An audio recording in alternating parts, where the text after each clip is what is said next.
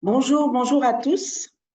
Ponctualité oblige, on va démarrer ce tout premier webinaire du programme Orange Corner. Merci de nous avoir rejoints. Vous connaissez certainement le programme Orange Corner qui vise à accompagner les jeunes dans leurs projets d'entrepreneuriat, en particulier dans la chaîne de valeur agricole. Alors, aujourd'hui, le webinaire que nous allons suivre, très passionnant, je pense, s'intitule L'agriculture n'est pas cool, détrompez-vous. Aujourd'hui, nous sommes ici pour briser les stéréotypes et redéfinir ce que signifie vraiment être impliqué dans l'agriculture, en particulier pour la jeunesse. Pendant longtemps, l'agriculture a été perçue comme un secteur traditionnel, difficile, peu attrayant, et surtout pour les jeunes qui recherchent des carrières modernes et dynamiques. Mais cette perception est en train de changer, et pour de bonnes raisons. L'agriculture moderne est au carrefour de l'innovation, de la technologie, de l'entrepreneuriat. C'est un secteur plein d'opportunités incroyables qui ne demande qu'à être exploré et exploité, en particulier en Côte d'Ivoire. Dans ce webinaire, nous allons vous montrer pourquoi l'agriculture est non seulement cool, mais aussi stratégique pour l'avenir économique de notre pays. Nous allons explorer comment les jeunes peuvent non seulement participer à ce secteur, mais aussi en être des leaders, en tirer parti des nouvelles technologies, de modèles d'affaires innovants et de pratiques durables. Donc, préparez-vous à découvrir des success stories inspirantes avec nos différents panélistes, des idées novatrices et des outils pratiques pour vous lancer et puis progresser dans ce domaine. Que vous soyez un jeune entrepreneur, un étudiant ou simplement curieux d'en savoir plus sur l'agriculture moderne, ce webinaire est vraiment fait pour vous.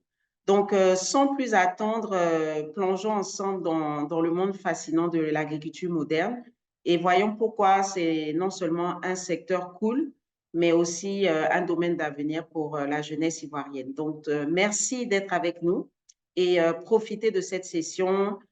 Prenez des notes et à la fin de la session, vous aurez l'occasion de poser directement vos questions à nos différents panélistes.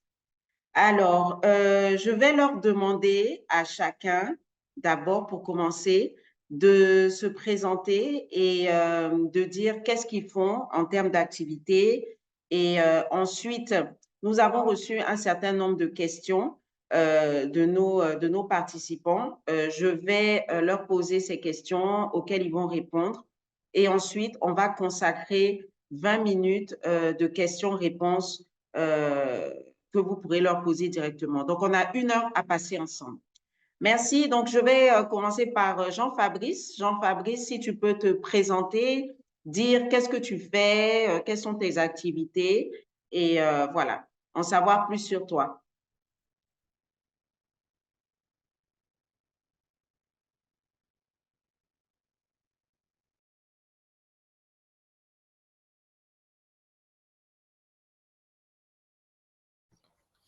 Salut, bonjour tout le monde.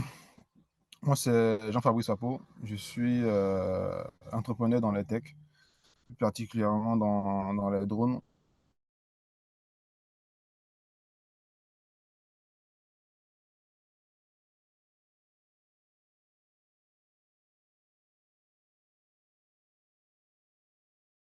Jean-Fabrice, tu nous entends? Je pense qu'on a un problème de connexion à son niveau. De Et bon, connexion? si D'accord. possible, on peut lui demander de... Alors, ce qu'on va faire, Euh, c'est on va poursuivre avec Eddie Abbé Valère. Allô, Jean-Fabrice?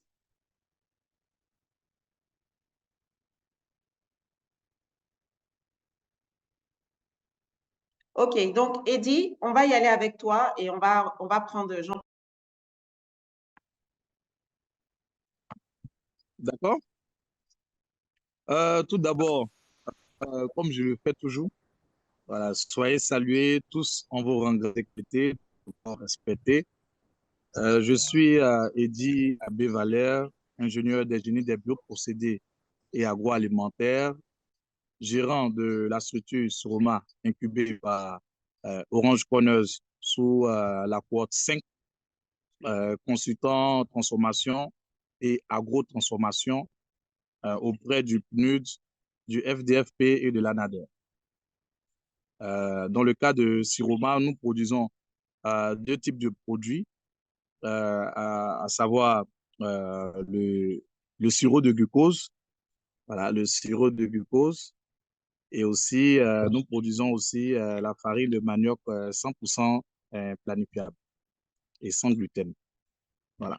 Ainsi présenté, M. Eddy Abbé-Valère. Merci beaucoup, Eddy. Merci. On a retrouvé Jean-Fabrice. Donc, Jean-Fabrice, est-ce que tu peux reprendre ta présentation?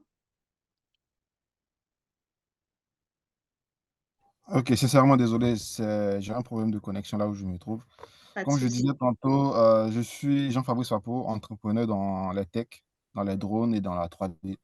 J'ai monté une entreprise qui s'appelle JPF Trading SARL, qui propose deux services, dont un qui s'appelle Drone Director, qui est spécialisé dans le drone à usage agricole, et le second qui est la seconde startup qui est Ivoire 3D Print, qui est spécialisé dans l'utilisation des impressions 3D ou la modélisation 3D, disons, à des fins agricoles, en créant des prototypes.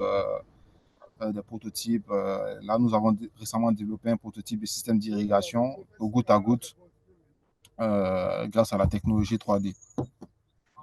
Donc voilà, je suis dans ce domaine depuis pratiquement 3 ans, 3 ou 4 ans. Et nous avons intensifié les activités dans le volet 3D dans le courant des 2 dernières années précédentes. D'accord. Merci beaucoup, Jean-Fabrice. Donc, actuellement, tu es sur le terrain pour une mission. Qu'est-ce que, concrètement, à quoi ressemble une journée de Jean-Fabrice avec toutes les activités que tu fais? Effectivement, là, je suis sur le terrain, je suis en route pour le Ghana. Et en fait, dans notre secteur, tu sais quand tu pars, tu ne sais pas quand tu reviens. Et généralement, on reçoit déjà des commandes de clients, on les traite en amont en faisant des planifications, par exemple dans le drone. Récemment, on a eu à faire un projet avec Nestlé et on a eu à faire des planifications, des discussions avec le client pour voir comment cartographier des plantations de cacaoyers afin de sortir des données qu'on appelle impact carbone pour avoir l'effet du cacaoyer sur l'environnement. Donc, généralement, on reçoit un cahier de charges, on l'étudie, on l'analyse avec le client, on essaie de trouver des solutions viables pour qu'on puisse effectuer les vols en drone, faire les autorisations auprès de l'aviation civile. Et quand tous ces process administratifs sont prêts, on part maintenant sur le terrain avec une équipe de télépilotes, avec une équipe de géomètres, avec des pick-up et tout. Et on est vraiment au cœur de la chose. On part en brousse, on découvre de beaux paysages en passant. Et on est tellement passionné qu'on ne sent pas vraiment qu'on travaille. C'est ce qui est intéressant. OK. Et c'est vraiment beau de voir des drones voler au-dessus des plantations. En 10 ans auparavant, on n'aurait pas cru ça, en fait. C'est vraiment très OK. beau. Et comment tu es arrivé à ce métier-là? Bon, de base, je suis technicien électromécanique industriel. J'ai fait ce qu'on appelle MSP, c'est la maintenance des systèmes de production. Je l'ai fait en Côte d'Ivoire ici. Après, je suis allé à l'étranger pour développer un peu le côté business. J'ai eu un diplôme de trader. Et ensuite, je suis revenu en Côte d'Ivoire en 2018 dans l'espoir de monter un business à l'international et il y a eu le Covid. Donc, du coup, le Covid a été en quelque sorte une reconversion de mon entreprise, en fait. De base, je n'avais pas vraiment lancé une entreprise dans les tech. J'avais lancé un business dans l'import-export, etc. Et le Covid a fait on s'est reconverti. On a commencé à faire une prospection localement des différentes opportunités qu'on pourrait voir. Et je suis tombé directement dans le drone. J'avais investi dans le drone et dans l'agriculture pour diversifier mon investissement. J'avais investi dans le maraîchage, malheureusement qui n'a pas marché. Allô? Oui, J'avais investi dans le maraîchage, malheureusement qui n'a pas marché, mais j'ai pris quand même de bonnes expériences dans ce domaine. J'ai pris note de tout ce que j'avais eu comme échec afin de mieux faire prochainement. Et vu que j'avais fait deux investissements, donc je suis assez focus sur le drone. Et de fil en aiguille, j'ai été recruté par la compagnie fruitière. Et là, c'est la vidéo qui passe là. où j'ai travaillé là-bas en tant que télépilote et responsable des opérations maintenance. C'est une entreprise. Ouh là là, le réseau. Donc, on voit quelques images des activités de Jean Fabrice. Donc, il utilise le drone dans l'agriculture. J'espère qu'on va le retrouver très bientôt. Voilà, donc il y a quelques images qui passent de ses activités en pleine nature, dans l'agriculture avec les drones. Qui est spécialisée dans l'agricole. Et là, la donne a changé. Allô, Jean-Fabrice, on t'entend plus? Bon, vous voyez un peu travailler dans l'agriculture, les challenges. Je pense qu'un des défis de l'agriculture, c'est le manque de réseau. C'est ça, en fait. En fait, c'est ça. Tu n'es pas assis au bureau derrière un ordinateur en train de travailler. Tu es constamment sur le terrain. Et je disais tantôt que tout à l'heure, cette vidéo-là montre un peu l'utilisation des drones dans le secteur agricole. Là, c'était sur le terrain à Niakara, sur des plantations de bananes. Vous voyez que ce drone-là, c'est un drone d'épandage qui a une capacité de transport en produits phytosanitaires de 30 litres, qui épand en moyenne 100 hectares à la journée. Ça veut dire C'est-à-dire quoi? Ça diffuse de l'eau, c'est ça? ça diffuse des produits phytosanitaires comme des Ah, d'accord. pesticides, comme des engrais, comme de la semence aussi. Et ça permet en fait de pouvoir réduire les intrants qu'on utilise. Généralement, un agriculteur moyen utilise les intrants de façon aléatoire. Il n'a pas la précision en fait des intrants qu'il utilise. Mais avec ce type de matériel, vous pouvez cibler exactement la quantité de produits phyto dont vous avez besoin pour votre plantation. Vous pouvez cibler les parties qui ne sont pas traitées, qu'il faut traiter. Vous pouvez vraiment anticiper sur le rendement de votre plantation. OK. Et ces engrais sont de plus en plus utilisés en Côte d'Ivoire ici, dans la canne à sucre, dans la banane, dans le coton, dans la mangue. Ça commence à vraiment, vraiment prendre de l'ampleur en fait. C'est ce qui est l'avenir d'ailleurs de l'agriculture en termes d'épandage. D'accord. Tu as commencé à parler des opportunités. J'aimerais que tu approfondisses un peu, que tu nous dises concrètement, pour ce type d'activité, quelles sont les opportunités et les défis que tu rencontres en tant que entrepreneur tech dans l'agriculture? Les opportunités, il y en a beaucoup, hein. On est beaucoup contacté par des structures internationales telles que Technosev, Nestlé, AFD.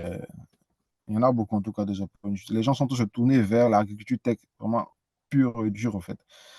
Donc on a beaucoup, beaucoup d'offres.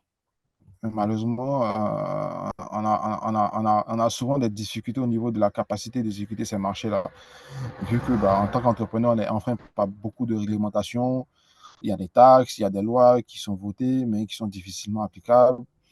On va dire les défis, les problèmes on a l'habitude d'avoir, c'est plus dans le sens financier surtout. Vu que, comme vous le savez, ici, en tant qu'entrepreneur, il y a peu de subventionnement. Tu dois postuler, pas évident que tu sois retenu. Les banques prêtent très peu ici, voire même pas du tout s'il n'y a pas de garantie immobilier, il n'y a pas de garantie foncier.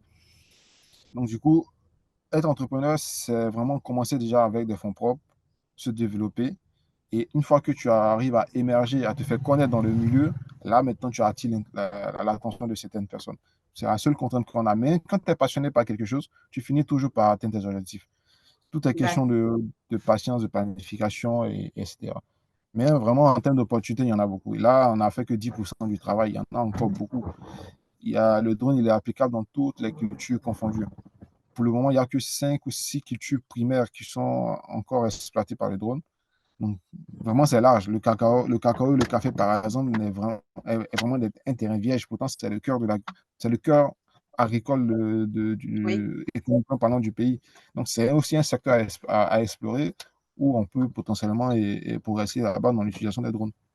d'accord. Et pour le manioc, ça marche aussi parce qu'on est un spécialiste du manioc. Le manioc, je saurais vous dire, ça, il faut que j'aille l'expertise d'un agronome. Ah, parce que nous, on aime manger la tchéké, hein, donc Bon, il faut qu'on fasse quelque chose pour le pour manioc. le manioc, par contre, on peut par exemple développer les techs. Comme je vous l'ai dit, je ne fais pas que du drone, je fais aussi de la 3D.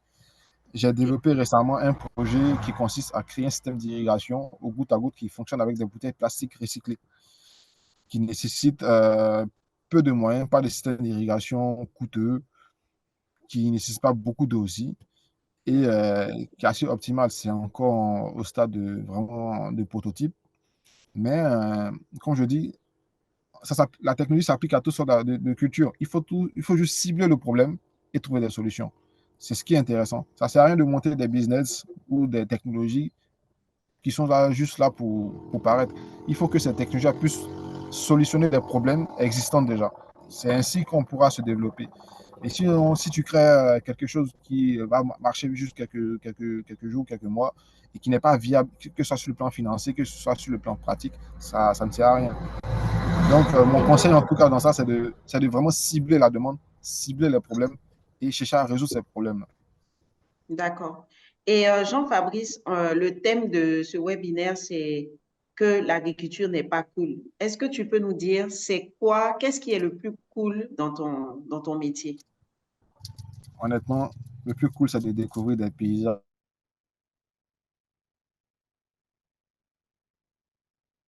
Allô, Allô? allô, on t'a perdu, Jean-Fabrice. Je crois qu'il y a un souci de connexion. Ouais. Comme il est en brousse, ça se coupe parfois. Mais on est très curieux de savoir ce qui est le plus cool dans son activité, dans son métier. Allô, Jean-Fabrice, tu nous entends? De dingue. Jean-Fabrice, on t'a perdu. Alors, si le problème de connexion ne se résout pas, alors on va passer à notre deuxième intervenant. On va revenir sur le métier de Jean-Fabrice tout à l'heure parce que ça a l'air très, très, très passionnant. Euh, Michael Kakou nous a rejoint, qui est Fund Manager au CIF, donc Orange Corner Innovation Fund, le fonds d'innovation de Orange Corner. Donc, bienvenue Michael, merci de nous avoir rejoints. Merci Allô? Oui, Jean-Fabrice, OK, tu es revenu. Donc, Oui. Donc, pour répondre à la question, si c'est encore oui, possible, oui, bien, vas-y, réponds avant qu'on passe à Eddy. en fait, le côté sexy de cette activité, c'est vraiment l'utilisation des drones déjà. Mm. C'est vraiment incroyable, sachant que ce n'est pas un métier qui est vulgarisé en Côte d'Ivoire. Et il y a beaucoup de jeunes qui sont intéressés par ça. Je sais qu'un jeune, tu lui diras de prendre la daba pour aller labourer le sol, il ne sera pas vraiment très chaud pour ça. Mais si tu lui dis, tu vas utiliser un drone que tu vas voler avec, que tu vas découvrir des magnifiques paysages, que tu vas découvrir des cultures différentes, que tu vas vraiment prendre plaisir à le faire plutôt à râler, je suis sûr qu'il sera partant pour ça. Je suis sûr à 100%. Et Ouais. aujourd'hui, dans ce secteur-là, on utilise aussi ce qu'on appelle des PC gamers. S'il y a des fans de jeux vidéo dans les participants, ils s'y reconnaîtront. Ces PC gamers servent à traiter les données. Donc, du coup, tu as vraiment accès à des technologies haute pointe, fun, intéressant, dans un secteur qui auparavant était qualifié de sale et autres. Ouais. Mais il n'y a pas que ça, en fait. Il n'y a pas que on a dépassé le stade de labourer le sol avec la DAPA. On est à un autre niveau, en fait. OK. Et ça, c'est Ben, ça a l'air super, super excitant en tout cas. J'espère que ça va inspirer les jeunes qui sont avec nous. On va revenir, peut-être ils auront quelques questions. Si tu peux rester, je sais que tu es très, très occupé, que tu es en mission actuellement, mais si tu peux rester encore quelques minutes parce que je pense qu'il y aura beaucoup de questions pour toi. Ce serait d'accord, il vraiment n'y a pas de super. problème. Merci beaucoup, Jean-Fabrice. Donc, on passe à notre deuxième intervenant, Monsieur Eddy Abbé-Valère, mon très cher Valère. Merci d'être avec nous, qui est le gérant de Siroma. Siroma, donc, tu t'es présenté tout à l'heure, tu fais du sirop de glucose, tu fais de la farine de manioc, tu fais pas mal de choses, hein, j'ai remarqué. C'est aussi sur les réseaux sociaux, j'ai même vu des personnes sur les réseaux sociaux qui ont porté ton projet avec la farine de manioc et qui ont vraiment fait la promotion de cette farine-là. J'ai vu qu'il y a eu des tests dans des grandes boulangeries, dans des boulangeries locales qui ont testé ton produit. Et on a tous vu que ce produit-là est très valorisant et qu'on peut faire beaucoup de choses avec. Euh, Donc, il y a une boulangerie, pour ne pas la citer, très connue, qui a fait le test. Donc, est-ce que tu peux nous en dire plus? Comment tu te sens quand des personnes, peut-être que tu ne connais pas, s'approprient ton produit et puis souhaiteraient le valoriser? Est-ce que ça a payé? Est-ce que ces entreprises-là ont continué à travailler avec toi? Comment ça s'est passé? Dis-nous en plus.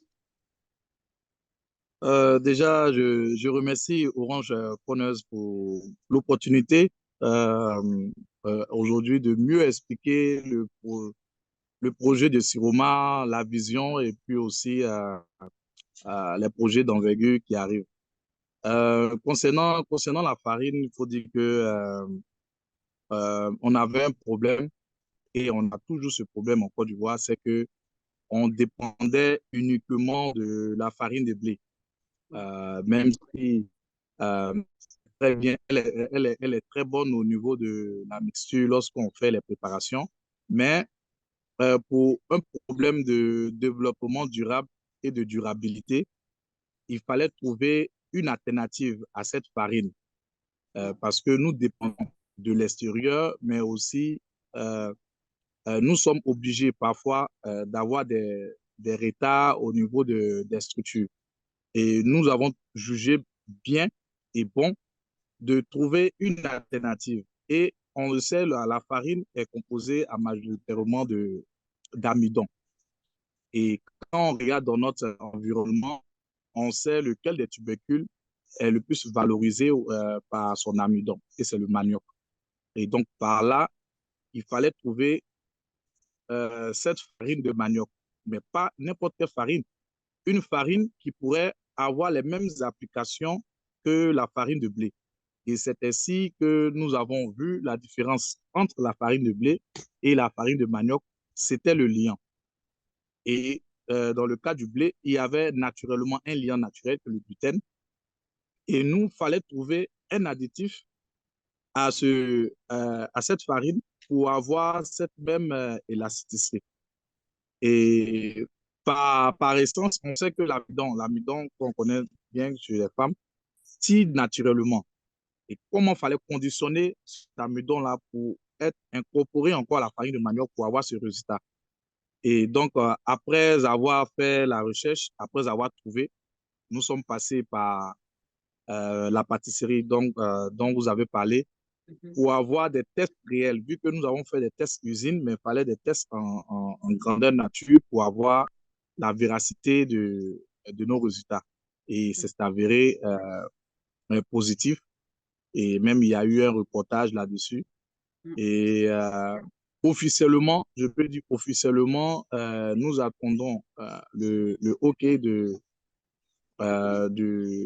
la structure Codinome qui est chargée de tout ce qui est normes au niveau alimentaire et même au niveau industriel.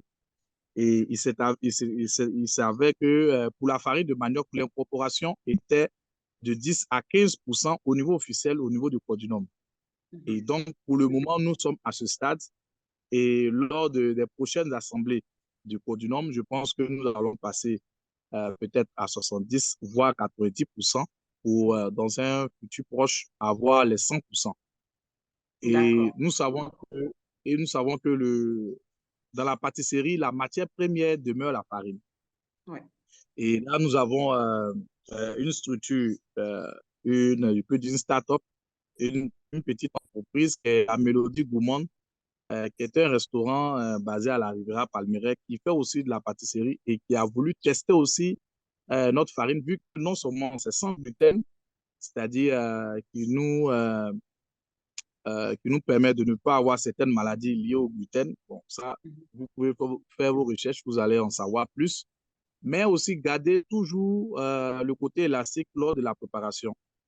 Et vous savez que quand on dit farine, quand on dit pâtisserie, on parle aussi de sirop de glucose. Et donc, auparavant, nous livrions déjà le sirop de glucose à la Mélodie Gourmand. Et elle nous a dit que, bon, si on pouvait avoir aussi cette même farine pour compléter le volet valorisation totale du manioc, ça serait bien. Et Dieu merci, dans les deux tests, que ce soit en sirop de glucose et en farine, nous avons un résultat positif aussi. D'où un partenariat gagnant-gagnant avec le restaurant La Mélodie Gourmande. Et donc, c'est un peu ça l'histoire de la Ok, farine d'accord. liée au sirop. Mais ok. Et Eddie, tu as l'air très spécialiste quand tu parles de manioc et tout ça. Il y a parmi nous, parmi les participants, des étudiants ou des futurs étudiants. Dis-nous un peu quelle formation tu as fait et après, comment tu t'es spécialisé en fait? Est-ce que tu as fait des études pour te spécialiser? Est-ce que tu as appris sur le tas? Comment tu as fait pour devenir aussi spécialiste de la transformation du manioc? Euh, Déjà, pour mon parcours, il faut savoir que je suis de la promo 2006-2009 du lycée classique d'Abidjan. Et après ce parcours, je suis allé au Maroc. Je suis allé au Maroc où j'ai fait un master en, en agronomie, mais ce n'était pas encore dans la spécialisation. Et Mhm. lorsque je suis revenu, j'ai eu une bourse où je suis allé en Birmanie, voilà, à Naopi Tao, dans l'université Polytech de Soule Pagoda, où j'ai approfondi encore mon cursus par une spécialisation qui est le génie des bioprocédés et agroalimentaires. Il faut savoir qu'on a des bioprocédés et agroalimentaires, mais le génie qu'on met là-dessus, c'est un concours encore spécial parce que dans le thème génie, on parle de quelqu'un qui décante des situations. Et par essence, le génie des bioprocédés n'est pas forcément entrepreneur, mais il, il permet à des structures de décoder des solutions. C'est-à-dire, par exemple, si quelqu'un a, par exemple, une mangue et puis la personne dit, bon, une farine, une mangue qui pourra avoir tel résultat, nous, on est tenu de trouver la solution. Et Ok. lorsque je suis, bon, toujours encore là, j'ai fait des stages dans des structures qui produisent aussi du bioéthanol, du biodiesel, mais aussi étaient aussi dans l'agroalimentaire. Et c'est cette petite expérience au retour où j'ai eu pas mal d'offres de structures ivoiriennes dont j'ai refusé parce que j'estimais qu'avec tout ce que je connaissais, tout ce que j'avais appris, peut-être que ça allait prendre le temps que ça allait prendre, mais finalement, j'aurais gagné en étant moi-même à mon propre chef. Voilà. Et je le dis aussi, en marge même de l'expérience professionnelle, il faut savoir que faudrait qu'il y ait une passion réelle pour quelqu'un qui veut se lancer. Et il y a un concept que j'aime bien, le concept de l'hérisson, c'est-à-dire d'abord de s'assurer que nous avons la volonté, nous avons la passion de ce que nous voulons exercer. En deux, est-ce que tu es disposé à être le meilleur de ce domaine? Quand je parle par meilleur, c'est-à-dire se former. Et comme je le dis toujours aux gens, on se forme dans tout. La loco que nous avons à la maison, où on commence à découper les bananes et qu'on fait frire, n'est pas pareil à la loco qu'on a à la locodrome ou au bord de nos routes. Donc, il faut se former dans tout pour exceller dans le domaine que nous avons. C'est pas forcément, c'est vrai, je n'ai pas fait le même thème, mais en Asie, on est plus focus sur qu'est-ce que tu peux faire et qu'est-ce que tu connais. Mhm. Les diplômes, c'est pour affirmer sa compétence, mais ce ne sont pas ces bouts de papier qui vont vous faire. Il faut aller à la formation, il faut aller vers les aînés de ceux qui ont déjà fait la chose. Mhm. En troisième lieu aussi, au niveau du réseautage. Comme je dit, tout le monde se lève aujourd'hui pour dire, bon, je veux faire de la consommation, mais est-ce que tu vas faire dans les normes? Est-ce qu'il y aura une plus-value? Donc, le réseautage, comme vous l'avez dit pour les étudiants, pour les néo-entrepreneurs, il faut se rapprocher des anciens pour savoir comment il faut démarrer. Ok. Et voilà, je peux continuer en même temps, mais je vais vous laisser un peu la parole. Non, mais on va poursuivre sur ce que tu viens de dire. Tu as dit qu'il faut se rapprocher des aînés. Donc, moi, je suis C'est ça. curieuse, il y en a quelques-uns qui sont là. est-ce que tu peux dire, on va profiter hein, en même temps que que tu sois là pour te poser des questions. Quand qu'est-ce qu'il faut savoir sur le secteur de l'agro-transformation avant d'entreprendre et quels sont les pièges à éviter? Quels sont les pièges peut-être dans lesquels toi tu es tombé, hein, peut-être, et peut-être que tu pourrais faire éviter à d'autres jeunes quand C'est tu ça. t'es lancé dans l'entrepreneuriat. Déjà, faut connaître la réglementation. Monsieur Papo l'a dit, maîtriser son environnement, savoir la politique agricole même du domaine dans lequel tu veux exceller. Ensuite, euh, maîtriser un peu l'environnement culturel. Parce que nous sommes à Grand Yapo actuellement, où je suis, un village à côté de nous, où, par exemple, il n'y a pas de cabri. Il n'y a pas de cabri parce que c'est le totem. Et donc, quelqu'un qui va dans ce village et qui souhaite se lancer dans l'élevage de cabri, Ah, on sait que la personne aura un problème. Donc, il faut voir l'environnement, que ce soit politique, que ce soit culturel aussi au niveau du pays. Maintenant, quand je parle des pièges évités, nous avons abordé le volet réseautage. Quand tu arrives dans un secteur, il faut se renseigner sur ce qui se fait d'abord parce que c'est en fonction de ce qui se fait que tu vas apporter une plus-value. On ne peut pas améliorer quelque chose qu'on ne connaît pas à la base. Et donc, il faut se renseigner par exemple, le fonds aussi, M. Michael est là, Mme Télébo même est là. Quelqu'un qui avait demandé à un de ses collègues, mais comment tu as fait pour avoir tel financement, comment tu as fait pour avoir l'encadrement que tu as, comment tu peux rédiger un business plan, la personne va vous dire vers l'Orange Corners ou suivre les actualités d'Orange Corners pour avoir plus d'informations. Et donc, moi, c'est ça, j'appelle le réseautage. Maintenant, au niveau de l'activité propre, il faut savoir qu'en tant qu'entrepreneur, nous cherchons à résoudre des problèmes. Certes, il y a le volet pécuniaire qui est là, mais nous cherchons à résoudre le problème. Par exemple, je prends le cas même de la farine de manioc. Il faut savoir que la Côte d'Ivoire a importé en 2021 près de 800 000 tonnes de blé dur. Et quand tu prends à raison de 70 à 75% en termes de production de farine, nous sommes à 580 tonnes, soit 580 millions de tonnes de kilos de farine.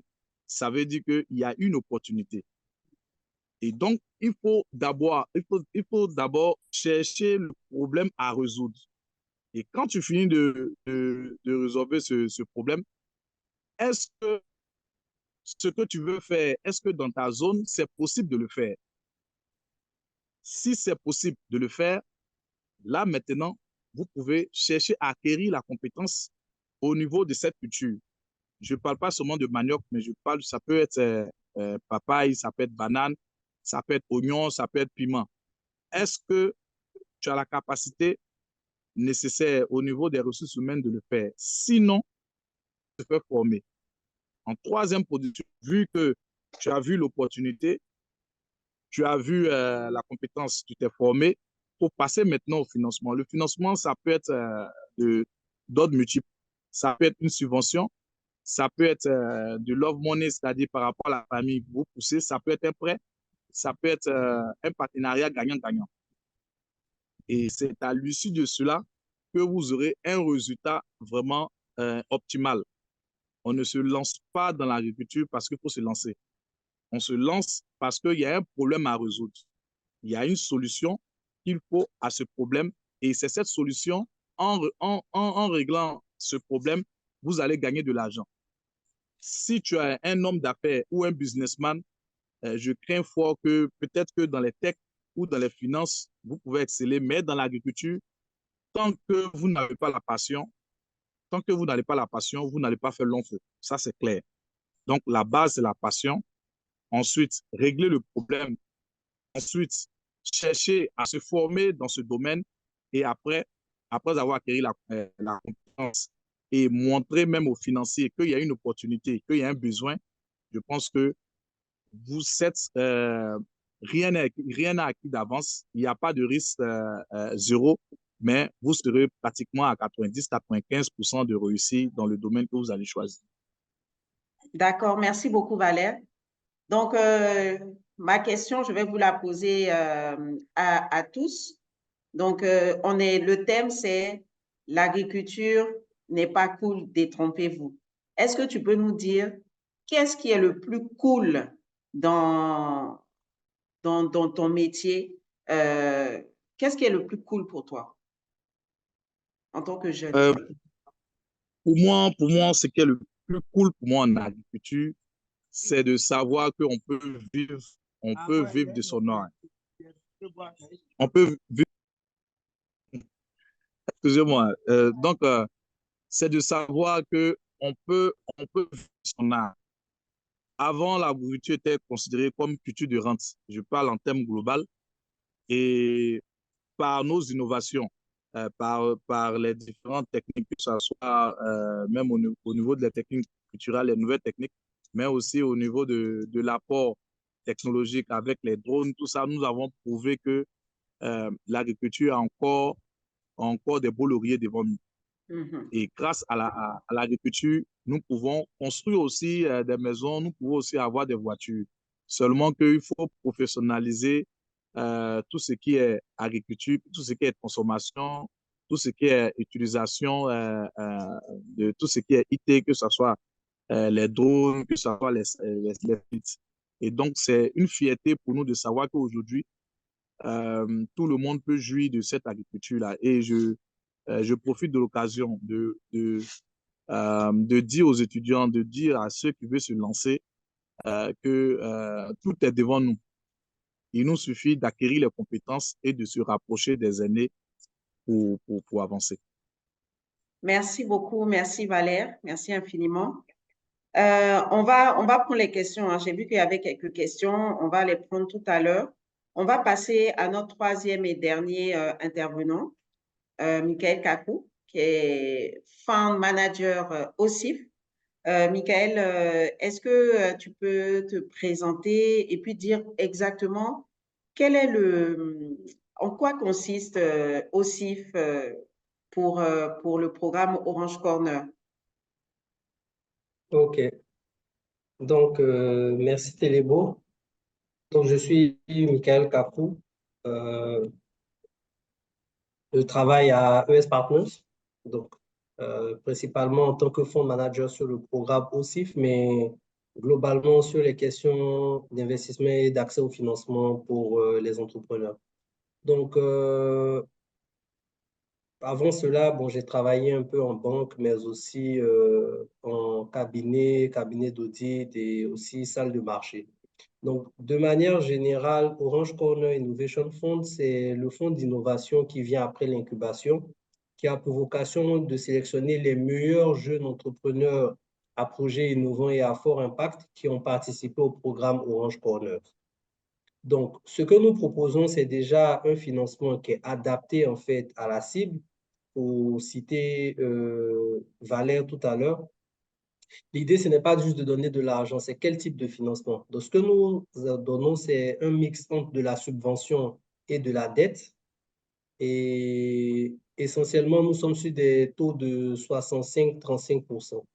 Nous avons bien sûr une prise de participation à 5%, mais c'est juste un mécanisme en fait pour pouvoir être autorisé à donner la dette parce que nous n'avons pas à ESP un agrément de banque. Donc, je vais vous épargner les détails techniques de cette partie-là, mais retenez qu'en majorité, c'est 65% de subvention, 35% de dette. Donc, ce que nous faisons, c'est que nous avons conscience que dans l'écosystème, lorsqu'on démarre, puisque la cible d'Orange Corner, ce sont des entrepreneurs qui démarrent des projets, on n'a pas besoin seulement d'argent. Je pense que si vous, aujourd'hui, vous vous mettez dans une posture, vous dites que vous avez besoin que de l'argent, bon, c'est que ça va être un peu compliqué pour vous de déployer votre projet. Parce qu'au-delà de l'argent, on a besoin aussi de l'expertise technique, comme M. Papou l'a mentionné, M. Eddy l'a mentionné. Et l'expertise technique, elle vient à travers la formation, c'est vrai, mais aussi on ne peut pas, à un moment donné, on n'a que 24 heures dans la journée, on ne peut pas se former sur toutes les choses. Donc, il y a des choses sur lesquelles aussi on peut avoir accès à des ressources telles que des consultants, des employés. Donc, nous avons mis en place aussi un processus d'assistance technique où il y a des experts qui viennent travailler avec les entrepreneurs afin de leur permettre de pouvoir améliorer leurs idées, leurs projets.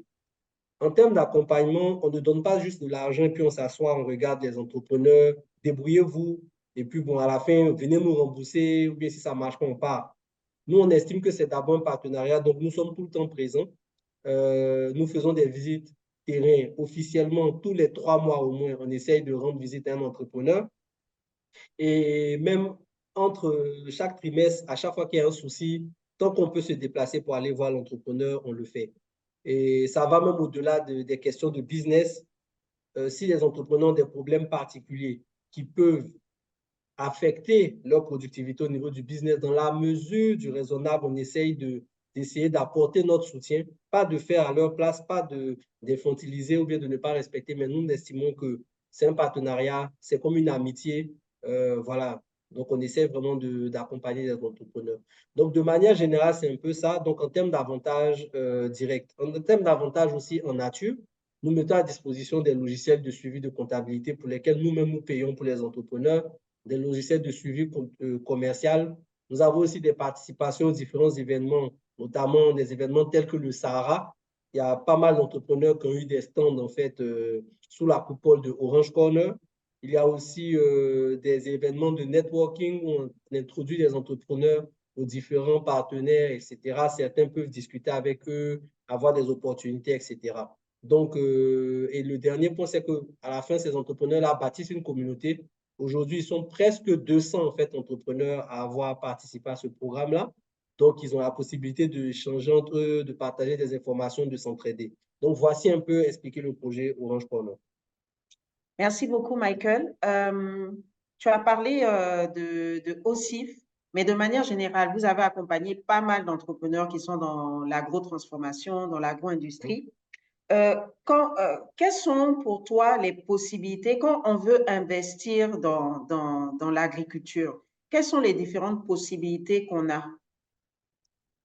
Bon, en général, moi, j'aime toujours approcher des problèmes de manière méthodique. Quand je veux investir dans le secteur, il faut que je connaisse déjà la chaîne de valeur. Ça commence où, ça finit où, en fait. Si aujourd'hui, je crée un supermarché, j'ai investi dans l'agriculture et l'agroalimentaire parce que moi, je distribue.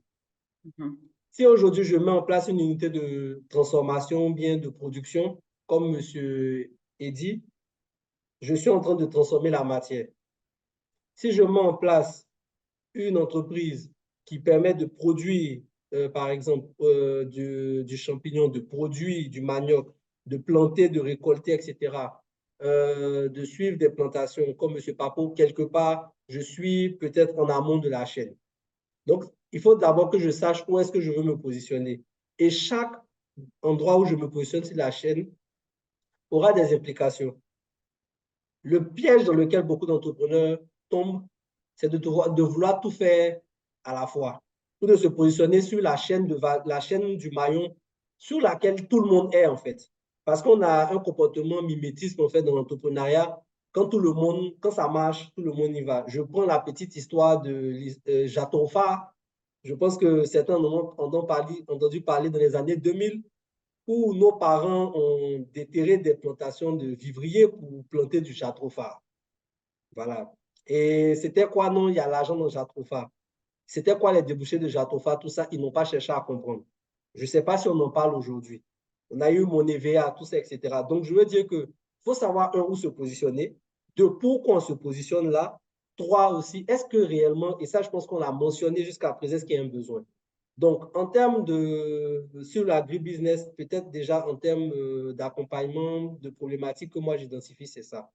Le deuxième point aussi, c'est qu'en fonction de où je me positionne, même s'il y a un potentiel marché, est-ce que moi aujourd'hui je suis capable de pouvoir adresser ce problème-là? Pas tant en termes de formation, mais en termes de compétences. Je prends un exemple. Je viens avec des ordinateurs dans les années 90 que je veux installer à Yamsoko, à Tumodi, etc. Oui, il y a un besoin. Mais le besoin est là, mais les gens ne sont pas encore prêts. Ils ne savent pas encore qu'il y a un besoin pour ça. Parler d'agri-technologie, d'utiliser des drones, etc., tout ça, on n'en parlait pas il y a 20 ans. Mais les drones existent depuis longtemps. Ils ont été miniaturisés, etc. Avant, ce qu'on appelait même des drones, c'était presque des tailles d'hélicoptères, des gros petits avions qu'on envoyait à la guerre, en fait. C'est une application d'une technologie militaire aujourd'hui pour l'agriculture. Et ça veut dire qu'il faut déjà comprendre toutes ces problématiques-là avant de se lancer. Il faut comprendre pourquoi les gens ont fait comme ça et pourquoi est-ce que moi, je veux faire comme ça, en fait. Donc, peut-être pour ne pas être long, je vais m'arrêter là. OK, Michael. Et comment se faire financer lorsqu'on veut se lancer dans l'agriculture? Je pense déjà que se faire financer lorsqu'on veut se lancer dans l'agriculture, c'est le secteur pour moi qui est le plus pragmatique. Et ça, je le dis de manière concrète. Je suis un entrepreneur. On pourra toucher, on pourra voir en fait dans la majorité des cas ce que je veux produire, ce que je veux faire financer. Il ne faut pas se lancer dans l'agriculture sans pilote. Sans pilote, il ne faut pas venir avec juste un parafeuille et des idées. L'agriculture, c'est tangible. Pour moi, et c'est l'un des secteurs où, lorsqu'on est courageux, on peut démarrer sans forcément avoir besoin de 3 milliards, 7 milliards, 19 milliards. Le premier point, donc, pour moi, ce serait vraiment de pouvoir déjà venir vendre à quelqu'un quelque chose qui est factuel, qui existe, même si c'est embryonnaire. C'est le premier point. Le deuxième point, il faut que je comprenne qu'est-ce qu'il faut financer dans l'agriculture. Qu'est-ce qui fait qu'un business d'agriculture ne décolle pas? Qu'est-ce qui fait que ce business-là décolle mais ne dure pas dans les airs, comme on dit? Et ça sera spécifique parce qu'il faut que tout le monde soit conscient aussi que dans l'agriculture en général, il y a plusieurs sous-secteurs. Aujourd'hui, on a même tendance à mettre l'élevage dans l'agriculture. Quand on parle d'agriculture, l'élevage est dedans. Avoir une ferme de poulets, ce n'est pas la même chose qu'avoir une plantation de tomates. Avoir une plantation d'EVA, ce n'est pas la même chose qu'avoir une plantation de palmiers à huile. Il faut être très conscient de ça quand on commence. Ensuite, au-delà de ça, financer une plantation, ce n'est pas financer une unité de transformation. Il faut que je comprenne, quand j'ai une plantation de cacao, la priorité, c'est de pouvoir financer ma campagne, comme on le dit. Comment est-ce que j'arrive à avoir l'argent pour faire tout ce qui est ensemencement, etc., tout ça. Ensuite, quand je suis dans une entreprise de transformation, ça commence déjà, les entrepreneurs ont tendance à commencer par la machine. Non, ce n'est pas la machine. C'est ce que je vais produire avec cette machine-là. D'abord, c'est qui veut acheter? Ils sont combien? Ils existent où? C'est dans quelles conditions? Dans quel packaging qui veut l'acheter? Une fois que je comprends le marché, je reviens maintenant en termes de matières premières, au niveau de la production même. Bon, est-ce que ce que le marché veut dans ces conditions-là, est-ce que j'ai la matière qui me permet de pouvoir aboutir à ce produit-là? Est-ce que la matière est disponible localement, etc. Et je ferai une parenthèse sur l'exemple du cabri. Je ne vais pas lancer quelque chose qui n'est même pas disponible localement. On a pas mal d'entrepreneurs qui ont voulu faire de l'huile de soja parce que ça se vend cher. Mais pour avoir ici du soja même, c'est compliqué. Je ne parle pas de haricots que vous appelez soja, je parle du vrai soja. C'est très compliqué. Troisième point, une fois qu'on a derrière, on a ce qui se fait en amont, on a ce qui se fait en aval, c'est maintenant qu'on va dimensionner une unité de transformation. Et encore, quand on parle de dimensionnement d'une unité de transformation, il ne faut pas penser juste aux équipements. Une unité ne tourne que lorsqu'elle a de la matière première. Sinon, on peut avoir les plus beaux équipements et ils sont vides. On peut avoir la plus belle maison, on n'arrive pas à la louer en fait. Il faut penser au fond de roulement. Parce que j'aurais tendance à produire avant de vendre. On n'est pas dans un système où les gens ont tendance à beaucoup précommander en fait, parce qu'à cause de la confiance. Et ça, c'est général à la Côte d'Ivoire, c'est général souvent même à l'Afrique. Et même dans le monde, dans certaines contrées. Donc, vous voyez déjà qu'à ce stade-là, il y a ce problème. Quand je veux faire de l'élevage, ne serait-ce que l'orientation de mon bâtiment, est-ce que j'ai pensé à mettre le bâtiment dans le sens contraire du vent pour ne pas qu'il fasse trop froid pour que les sujets meurent avant la période? C'est combien de temps? Est-ce que c'est 35 jours, 25 jours que les poulets doivent rester dans l'emploi, etc. Donc, vraiment, c'est pas mal de questions qu'il faut se poser. Donc, c'est pour revenir vraiment à ce point-là, pour dire que agriculture, c'est pas agriculture. Il faut comprendre vraiment détail par détail dans quelle activité on est en train de se lancer. Et c'est en fonction de ça maintenant qu'on y identifie quel est le financement adapté. OK. Mhm. Michael, en tant que fund manager, tu accompagnes énormément d'entrepreneurs dans l'agro-industrie, l'agro-transformation. C'est Mhm. quoi pour toi le plus cool dans ce que tu fais? Bon, choisir le plus cool, ça sera difficile. Peut-être les plus Non, cool. pas le plus cool des entrepreneurs, hein, le Oui, plus oui, cool dans ton activité. Ouais. absolument. C'est ce que je veux dire. En termes Oui. d'activité, bon, je pense que Théo, tu le sais, on parle de passion, hein. Je pense que passion, c'est ressorti un peu partout là. Mm. Donc, je pense que déjà, le fait de se dire que demain, j'en parle souvent avec les entrepreneurs, mais j'insiste dessus. Ce qui me passionne le plus, c'est pas de pouvoir taper ma poitrine et dire que oui, j'ai travaillé avec un entrepreneur qui aujourd'hui a réussi, en fait. C'est pas vraiment ça. C'est en termes d'héritage, en fait. Et je dis pas ça vraiment pour un discours politique. Bon, aujourd'hui, moi, je suis pas entrepreneur, je suis salarié. C'est-à-dire que j'ai postulé, j'ai déposé mon CV, j'ai travaillé dans des structures. C'est parce que des gens ont créé ces structures-là qu'aujourd'hui, moi, j'ai pu travailler, j'ai pu trouver du travail.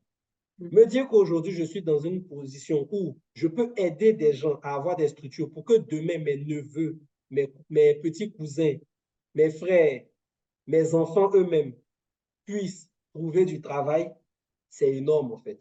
Mm. Pour moi, c'est le plus gros point.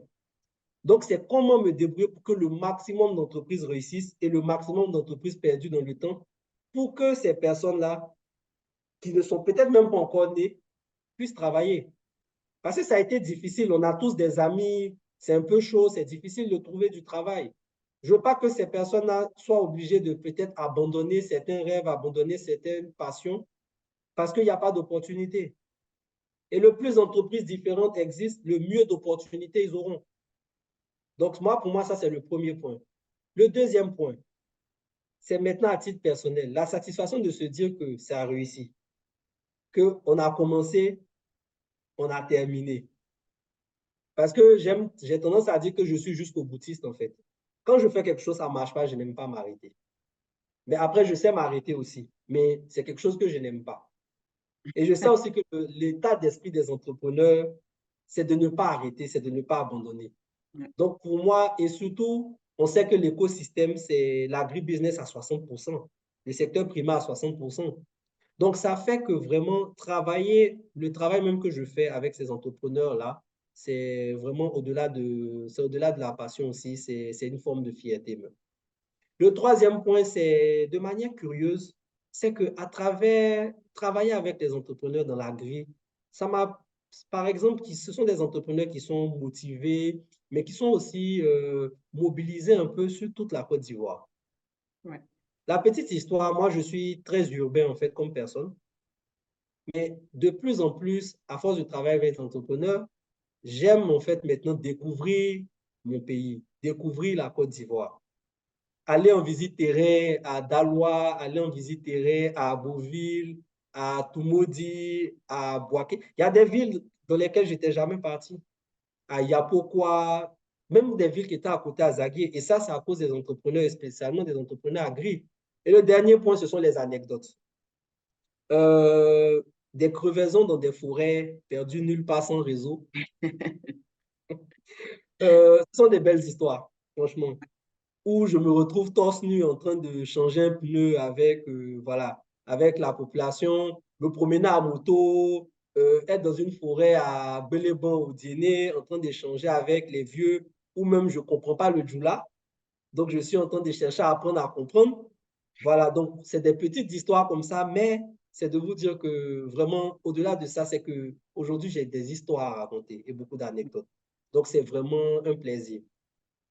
Merci beaucoup, Michael. En tout cas, ça donne envie et tu as parlé de quelque chose de très important. C'est que ce qui te passionne, c'est de pouvoir accompagner des personnes qui créent des emplois.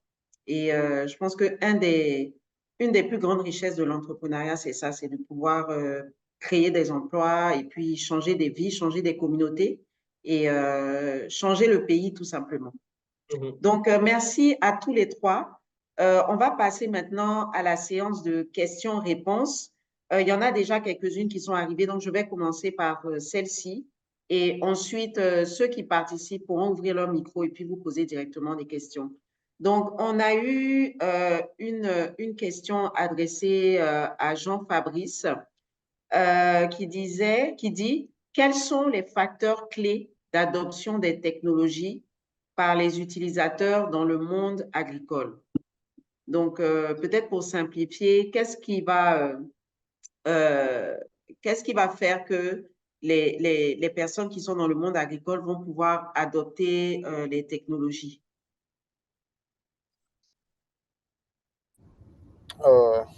Ok. En fait, ce qui va inciter les agriculteurs à se pencher sur les technologies dans le domaine agricole, c'est vraiment de répondre à des besoins bien spécifiques. Comme je disais récemment, j'ai été en mission sur des plantations de cacaoyers. J'ai eu à échanger, ça c'est un exemple parmi tant d'autres. J'ai échangé avec les coopératives, je leur ai demandé, je faisais un petit sondage en fait, on va dire une petite étude de marché, en profitant de la mission en même temps parallèlement. Et je leur ai demandé quels sont les besoins. On a parlé d'épandage, on a parlé de cartographie, on a parlé de beaucoup de choses. Mais je leur ai soumissionné des possibles, des potentielles possibilités, plusieurs possibilités de pouvoir mieux faire en fait avec la technologie en valorisant leur culture. Mais ils n'étaient pas intéressés par l'épandage par exemple, pourtant qui est avantageux pour eux.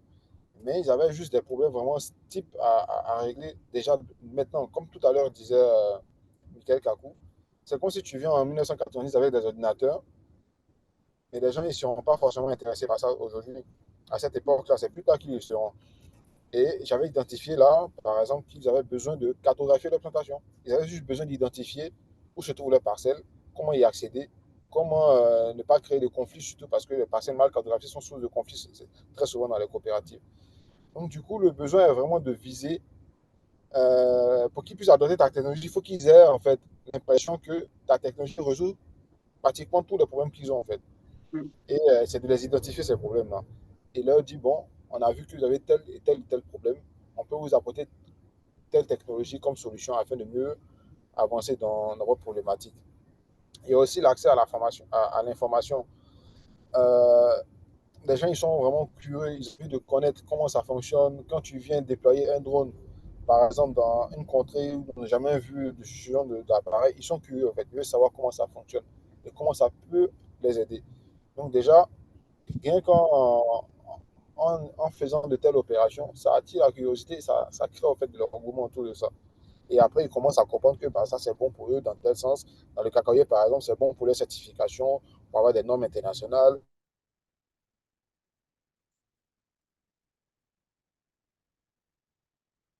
C'est bon pour faire valoir aussi. Voilà, allô? OK. Vous m'entendez? Oui, oui, on t'entend, hein. Donc, c'est bon en fait pour faire valoir en fait, leurs différentes cultures. Il y a aussi le facteur employabilité, la formation, l'éducation.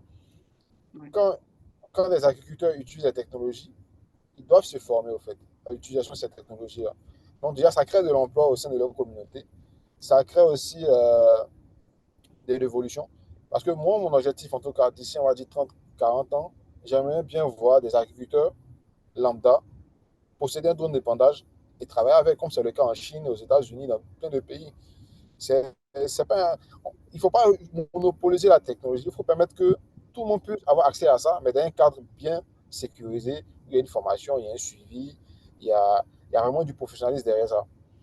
Donc, du coup, quand tu dis à un agriculteur que tu vas le former, il va apprendre un métier qui pourra lui être utile non seulement au sein de sa communauté, mais aussi à d'autres fins ou à des privés, à trouver un emploi, ça l'intéresse aussi de s'investir dans ce genre d'activité.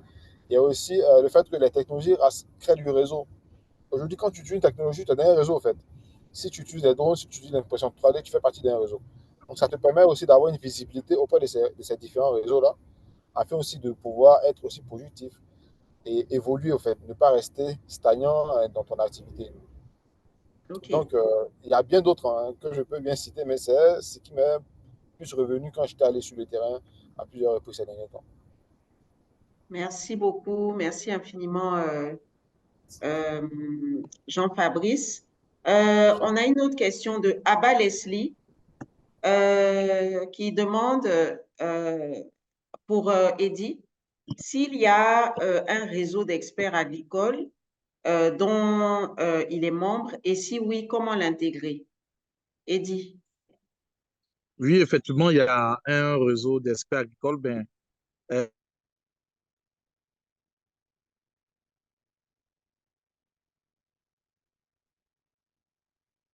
J'aimerais savoir si à la base, elle est ingénieure agronome ou auxiliaire, c'est-à-dire génie des bio. Un réseau même de transformateurs ou même d'experts transformateurs, ça c'est. Il y a une nuance. Il y a une nuance sur ce côté.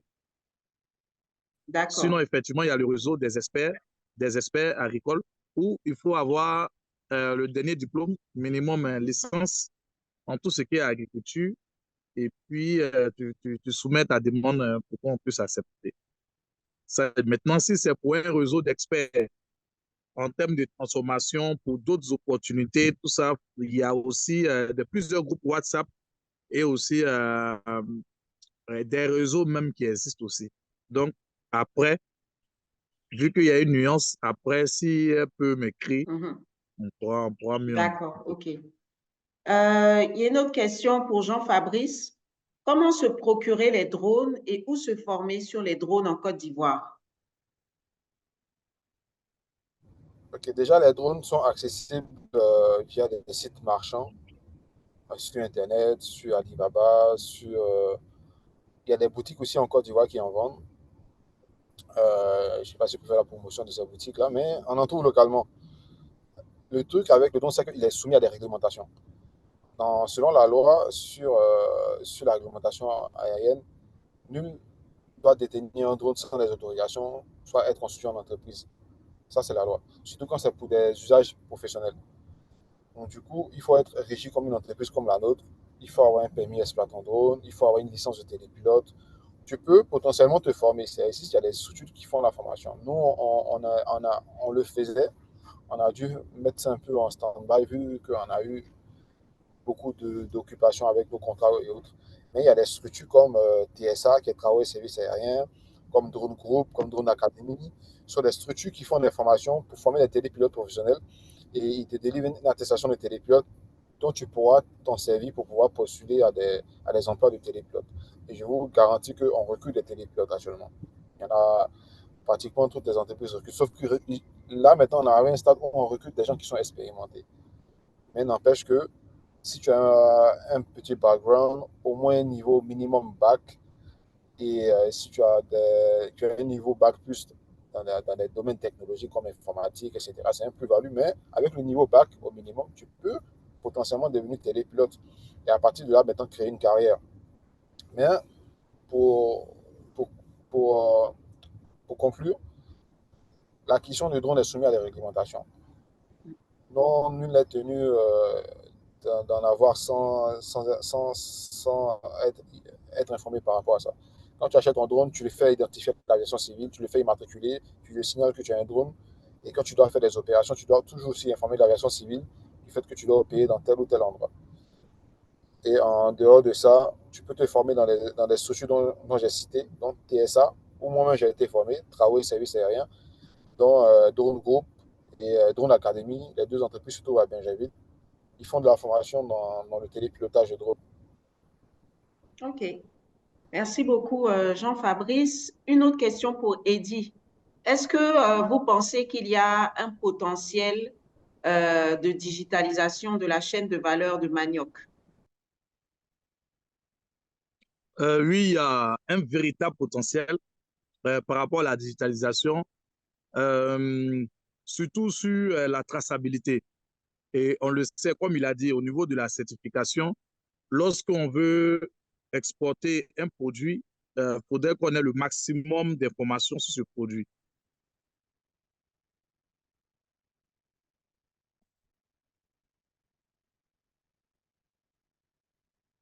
Et donc, digitaliser depuis la production à la logistique, à la transformation, à ce qu'on vend le produit, Et ça a manqué à beaucoup. On a essayé de régler tout ce problème. Donc, c'est très important de digitaliser même l'agriculture, comme j'ai dit, pour la traçabilité, et puis avoir plus d'opportunités au niveau de l'extérieur.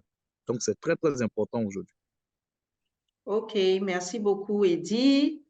On revient encore à une question pour Jean-Fabrice.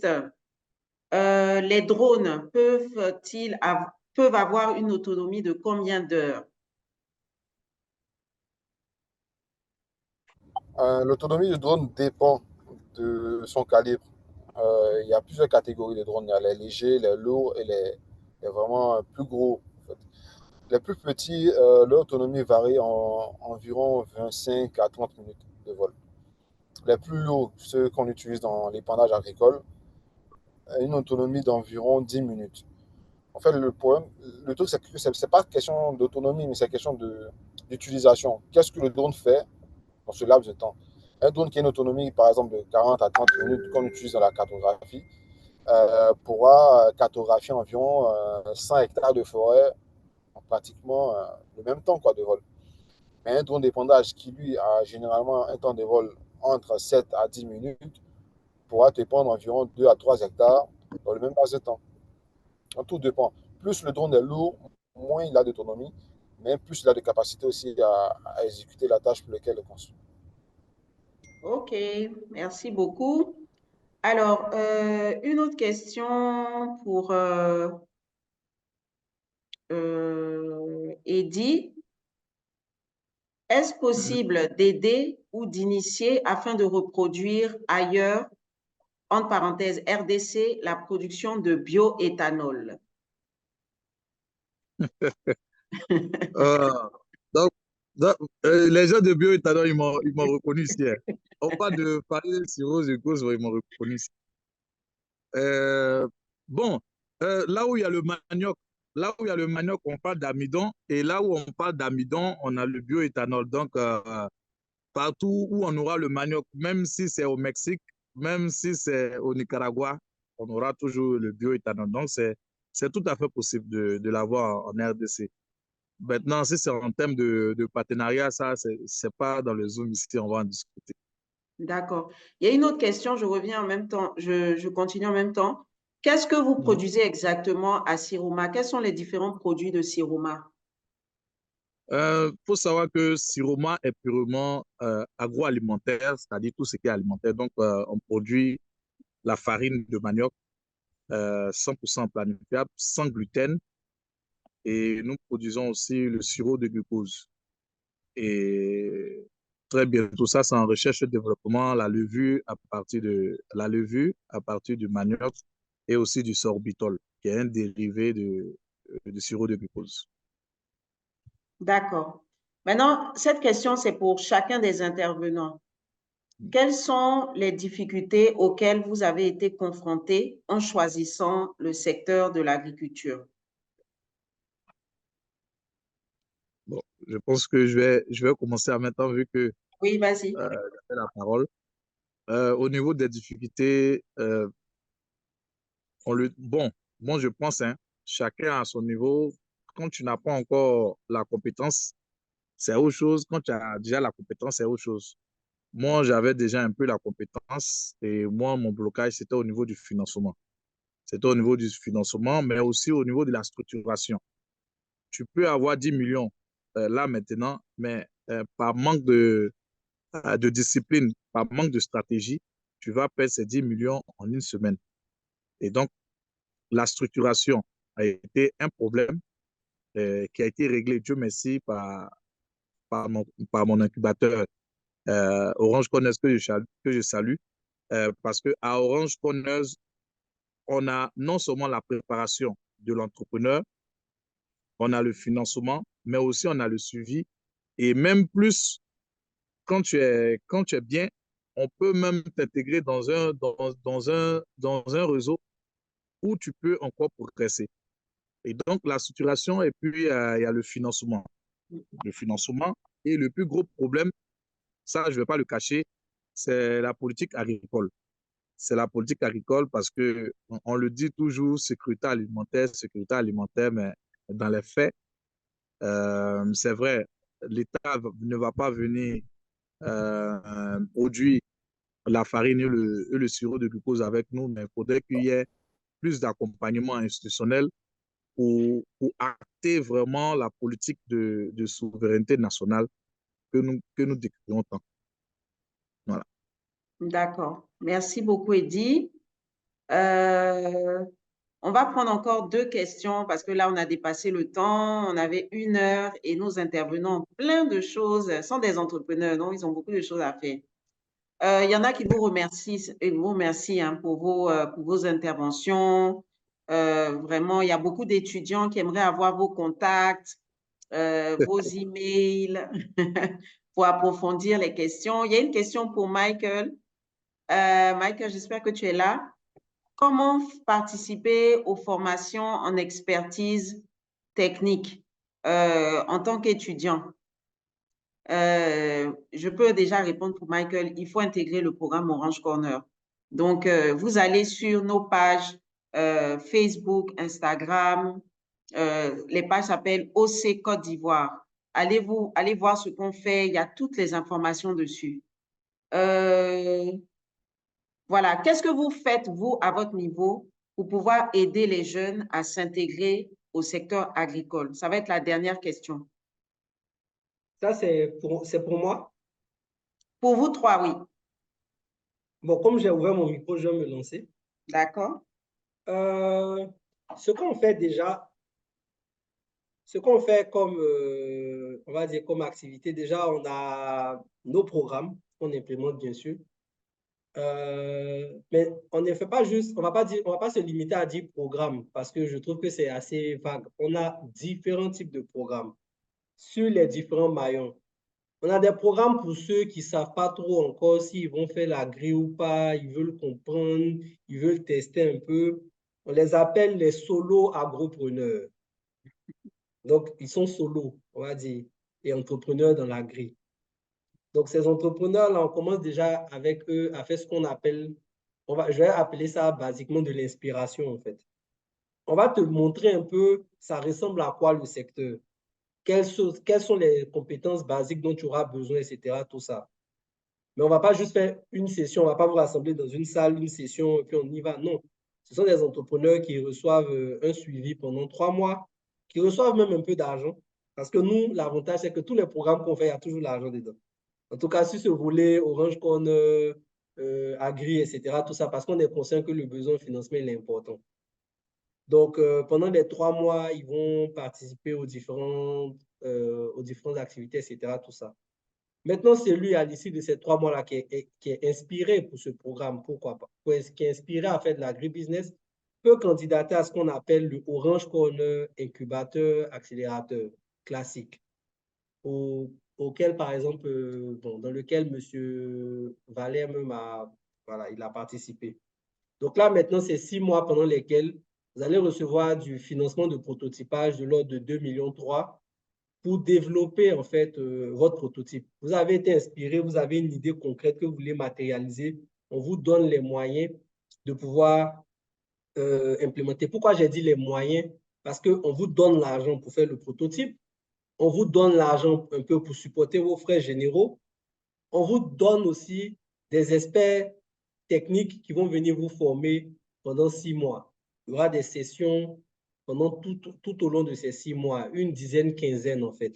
En plus de ça, vous allez avoir un coach qui va vous coacher, vous orienter à vraiment structurer vos idées, votre business, etc. Tout ça. Ça, c'est la deuxième phase. Maintenant, la troisième phase, pour les entrepreneurs qui, après ce stade-là, se sont vraiment démarqués, vous avez la possibilité maintenant, si vous avez développé quelque chose qui est intéressant, etc., tout ça, de pouvoir rentrer dans ce qu'on appelle le fonds d'innovation. Donc, dans ce fonds-là, vous pouvez recevoir jusqu'à 32,5 millions pour pouvoir développer vos produits, vos projets, recevoir maintenant des experts techniques qui vont venir faire des visites terrain dans vos locaux que vous aurez maintenant, bien sûr, et aussi vous faire des recommandations techniques, comment agencer l'usine, respecter les principes de la marche en avant, les principes de production, comment vous préparer pour les normes HACCP, Codinome, etc.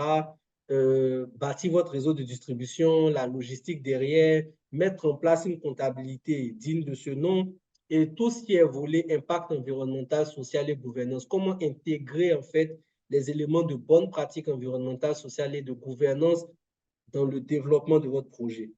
Donc, voici un peu ce que nous on fait, ne serait-ce que pour ça. Maintenant, encore après ça, vous pouvez recevoir 32 millions, mais moi je dis que pour une entreprise, c'est pas avec 32 millions, on ne finit, tout, rien ne finit. Ce n'est que le début, c'est là, c'est comme on dit, ce sont les amuse-bouches. Après, les meilleurs entrepreneurs encore ont la possibilité de postuler pour un autre programme qu'on appelle USAIDF. Le F, c'est pour farmer qui veut dire fermier, agri, tout ça voilà, en français. Et ces entrepreneurs-là pourront déjà maintenant demander 50 millions pour de l'organisation, structurer encore mieux, avoir un peu plus de fonds de roulement. Et après, toujours dans ce programme-là, pour de l'expansion, maintenant, certains entrepreneurs pourront avoir 250 000 euros, donc 130 millions à peu près, pour faire maintenant l'expansion de leur business. Donc, de manière générale, voici un peu expliquer ce que nous, on fait au niveau de ESP pour aider les entrepreneurs dans l'agri. Merci beaucoup, Michael. Jean-Fabrice, qu'est-ce que tu fais pour les jeunes, pour les aider, par exemple? À mon niveau, j'essaie vraiment de transmettre la connaissance, l'information et à travers mes réseaux, à travers LinkedIn, j'essaie au mieux, comme je disais tantôt, très peu de gens savent vraiment connaissent en fait l'impact qu'ont les technologies drone et 3D dans le secteur agricole. Donc déjà nous à notre niveau on essaie de communiquer au mieux sur ça. Quand il y a des opportunités d'employabilité, quand il y a des structures que je connais qui recherchent des télépilotes, même des gens qui n'ont pas forcément d'expérience, je le partage sur mes réseaux. Et je connais plein de gens qui, par le biais de mon réseau, ont pu justement avoir des travails à ce titre en tant que télépilote dans les boîtes. Aujourd'hui, ils ont des expériences, des expertises. À notre niveau, c'est ce qu'on peut faire pour le moment. Mais à la longue, on envisage vraiment pouvoir vraiment aller plus loin. Si possible, toucher les universités, aller chercher à la source, pouvoir faire des séances on va dire, d'initiation à ce genre d'activité-là, pour que les gens puissent connaître déjà que ça existe et pouvoir faire le choix de soit faire carrière dedans ou pas. Mais on encourage vraiment la jeunesse à se tourner vers cet horizon-là. OK, merci beaucoup, Jean-Fabrice. C'était vraiment super, c'était une super intervention. Merci beaucoup. Mon cher Eddy, Valère, qu'est-ce que tu fais pour aider les jeunes à poursuivre dans cette filière-là, en général? Bon, en général, sincèrement, je les encourage à aller vers des produits qui résolvent des problèmes. Mhm. Voilà. Et je suis prêt à accompagner par ma modeste compétence euh, pour qu'ils puissent réaliser leur projet. Voilà. Donc, mon WhatsApp est ouvert. Mon WhatsApp, c'est le plus 225 07 09 09 88 42 pour qu'on puisse discuter de comment faire les choses.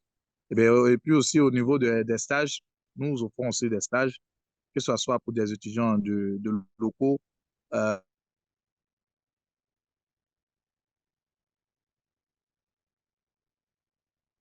Et Eddy, où tu parles des de bourses? l'INPHB, tout ça. Donc, celui de l'INPHB, plus de perfectionnement, qui puisse voir.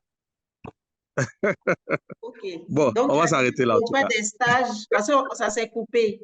Tu offrais des C'est stages ça. pour les étudiants locaux. Oui, oui, Mhm. c'est ça. Aux étudiants locaux, ben, je parle de l'école même locaux. Je parle de Mhm. l'INPHB et d'autres Ah, OK. structures, et voilà, et d'autres encore. Voilà, donc ils se rapprochent de leur chose, de leurs responsables pour qu'ils puissent me contacter, pour que ça soit fait officiellement. D'accord. OK. Merci. Il y avait encore beaucoup de questions, hein. Vraiment, tout le monde était super J'ai vu, enthousiaste. j'ai vu un monsieur aussi qui avait demandé comment faire euh, pour barricader un peu son champ, parce qu'il a un problème avec les bœufs.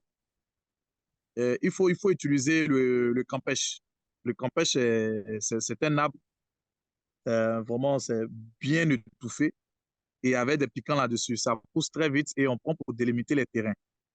Je pense qu'à l'hectare, ça peut faire 35 000 francs les semences. Il peut mettre ça dans, il peut prendre pour délimiter sa parcelle. Il n'aura pas de problème un mois après avec les bœufs ni autres animaux. D'accord. Merci beaucoup. Merci à tous les trois. Vraiment, c'était très, très, très enrichissant.